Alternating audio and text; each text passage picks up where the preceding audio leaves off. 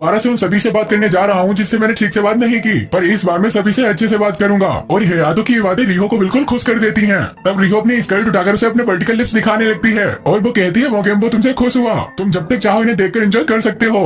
मतलब लिटरली अभी इन्होंने इतना इमोशनल सीन कर दिया। और इसके बाद ये लेकिन हयातो उसे देखकर एम्बेरिस हो जाता है और वहीं पर नीचे गिर जाता है। अगले दिन हम ओका और हयातो को आपस में लड़ते हुए देखते हैं और रीजन बस इतना सा था कि हयातो ने ओका के कपड़ों के साथ साथ वॉशिंग मशीन में अपना सॉक्स डाल दिया था और ये सब रिहो भी छुपकर देख रही थी। अगले सीन में हम रिहो और हयातो को आपस में बात करते हुए देखते हैं। रिहो हयातो से कहती है तुम्हें बात बात पर ओका से ऐसे नहीं लड़ना चाहिए। हयातो कहता है मैं नहीं लड़ता हूँ, वही मुझसे लड़ती है। रिहो कहती है अगर तुम दोनों आपस में ऐसे ही लड़ते रहे तो हमारे कैफे में कौन आना पसंद करेगा। भला ऐसे कैफे में कौन आएगा जहाँ हमेशा लड़ाइयाँ चलती रहती हैं। और वैसे भी तुमने कुछ समय पहले कहा था कि तुम इस कैफे को आगे बढ़ाओगे। अगले सीन में हम ओका को कपड़े सुखाते हुए देखते हैं। हयातो भी उसे खड़ा देख रहा था। वो सोचता है शायद रिहो मुझसे ठीक ही कह रही थी, मुझे ओका के साथ अच्छा रिलेशन बनाना पड़ेगा, क्योंकि अगर इसने कैफे में फीमेल कस्टमर्स के सामने कुछ ऐसी वैसी बात कह दी तो वो यहाँ आना बिल्कुल भी पसंद नहीं करेंगी। पर मैं इसे दोस्ती कैसे करूँ, क्योंकि तभी वहाँ पर बैठी हुई अकाने हयातो से कहती है तुम अगर ओका के साथ अच्छा रिलेशन बनाना चाहते हो तो तुम्हें उसकी तारीफ करनी चाहिए। हयातो कहता है हाँ हाँ कुछ समय पहले मैंने भी तो तुम्हारी तारीफ की थी, पर उससे तो तुम्हें घंटा फर्क नहीं पड़ा। तभी ओका हयातो से कहती है तुम वहाँ खड़े खड़े क्या कर रहे हो, क्या तुम्हें कोई काम धंधा नहीं है। और ये सुनकर हयातो को बहुत ही बुरा लगता है, क्योंकि वो लड़ाई नहीं करना चाहता था, इसलिए वो अपने फेस एक्सप्रेशन को चेंज कर जबरदस्ती स्माइल करके ओका की तारीफ करता है। पर ऐसे हयातो को तारीफ करते हुए देख ओका को वो तारीफ कम और बेइज्जती ज्यादा लगती है, इसलिए वो हयातो के मुंह पर अपनी चप्पल फेंक मारती है। आफ्टर दैट इन दोनों की लड़ाई फिर से शुरू हो जाती है। ये देखकर एमी कहती है ये दोनों जानवरों की तरह लड़ रहे हैं। तब ओनो कहती है मुझे नहीं लगता कि हयातो कोई बुरा लड़का है। एमी कहती है बुरा तो नहीं पर ठरकी जरूर है। अगले सीन में हम देखते हैं हयातो कॉफी बना रहा होता है। वो हमें बताता है कि आज का डिनर कुछ खास अच्छा नहीं रहा, क्योंकि ओका ने खाना बनाते समय विनेगर की जगह वाइन मिला दी। इसके बाद हम देखते हैं हयातो अपने कमरे में जा रहा होता है। तभी उसके पास रिहो आती है। रिहो हयातो से कहती है क्या तुम ओका के रूम में जाकर उसे बता सकते हो कि नहाने का पानी गर्म हो गया है तो वो नहा सकती है। ये सुनकर हयातो ओका के रूम में चला जाता है। ओका वहाँ मेड की ड्रेस पहने हुई थी। वो हयातो को देख के कहती है तुम यहाँ क्या कर रहे हो। हयातो कहता है पहले तुम बताओ कि तुमने ऐसे कपड़े क्यों पहने हैं। ओका बताती है दरअसल मैंने इस मेड की ड्रेस को इसलिए पहना है ताकि मैं चेक कर सकूं कि इसकी फिटिंग बिटिंग अच्छी है या नहीं, क्योंकि हम लोग इसी को पहनकर कैफे में काम करने वाले हैं।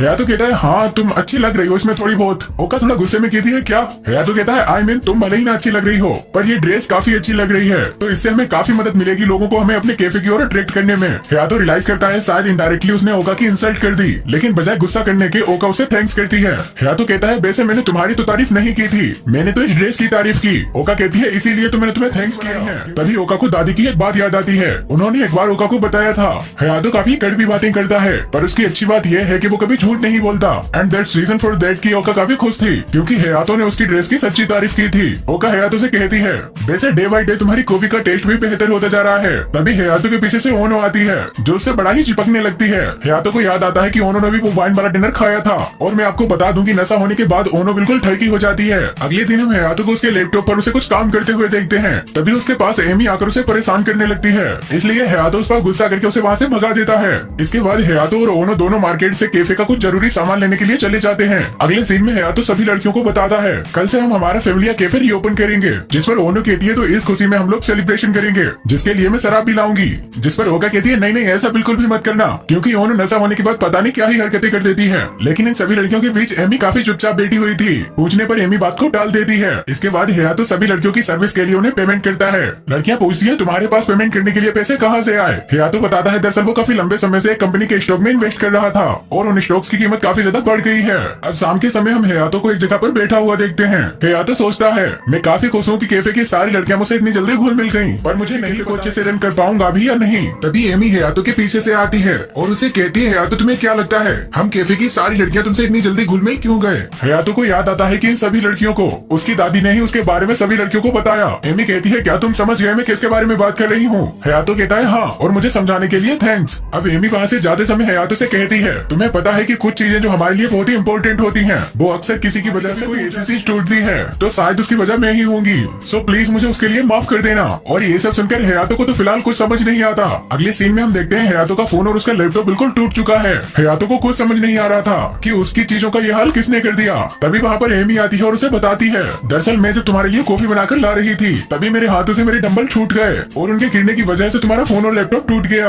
और अब हयातो को समझ आता है कि आखिर कुछ देर पहले एमी ये सब उससे क्यों कह रही थी। तभी वहाँ पर ओनो आती है जो हयातो से कहती है तुमने जिस कंपनी में इन्वेस्ट किया था वो कंपनी किन्हीं कारणों से बैंक करप्ट हो चुकी है। ये सुनकर हयातो बहुत ही डर जाता है। वो सोचता है जल्द से जल्द मुझे मेरे स्टॉक्स बेचने पिछले होंगे मोबाइल कुछ भी काम नहीं कर रहा था तो वो उन्हें बेच भी नहीं सकता था। इसका मतलब यही है कि अब हयातो के पास चबन्नी भी नहीं बची और अब वो मुझसे भी बड़ा गरीब हो चुका है। तभी एमी हयातो से कहती है, आई नो कि तुम काफी फ्रस्ट्रेट हो और अगर तुम चाहो तो अपनी फ्रस्ट्रेशन को कम करने के लिए मेरे संतरे निचोड़ सकते हो। लेकिन यह सुनकर हयातो तो और भी ज्यादा गुस्सा हो जाता है और इस बार वो एमी को पकड़कर पिटाई लगाने लगता है। अगले दिन हम देखते हैं हयातो के कैफे की रीओपनिंग हो चुकी थी। हयातो सभी लड़कियों से कहता है, फिलहाल हमारे पास 0 फंड्स हैं, तो सभी लोगों को फोकस्ड रहना होगा। तभी ओका अकाने की ड्रेस में कुछ ठीक करने लगती है। हयातो अकाने को देखकर उसे कहता है, अकाने तुम बहुत ही सुंदर लग रही हो, तुम्हें देखकर बिल्कुल रिच लेडी वाली बाई बारी है। जिस पर अकाने शर्माने लगती है। साथ ही उसके लिए वो हयातो को थैंक्स भी करती है। इसके बाद रिहो हयातो से कहती है, हयातो अब तुम्हें काफी ज्यादा ध्यान रखना होगा क्योंकि कैफे में सारे कस्टमर्स अच्छे ही नहीं आते, कुछ का बिहेवियर गलत भी होगा और उस मोमेंट पर तुम्हें अपने गुस्से को कंट्रोल करना होगा। हयातो कहता है, ठीक है, पर मैं कोई बच्चा नहीं हूँ जो तुम मुझे समझा रही हो। इसके बाद हम देखते हैं इनके कैफे में कुछ कस्टमर्स आना शुरू हो जाते हैं। सभी लड़कियां उनका वेलकम करती हैं और हयातो उनके लिए कॉफी रेडी करने लगता है।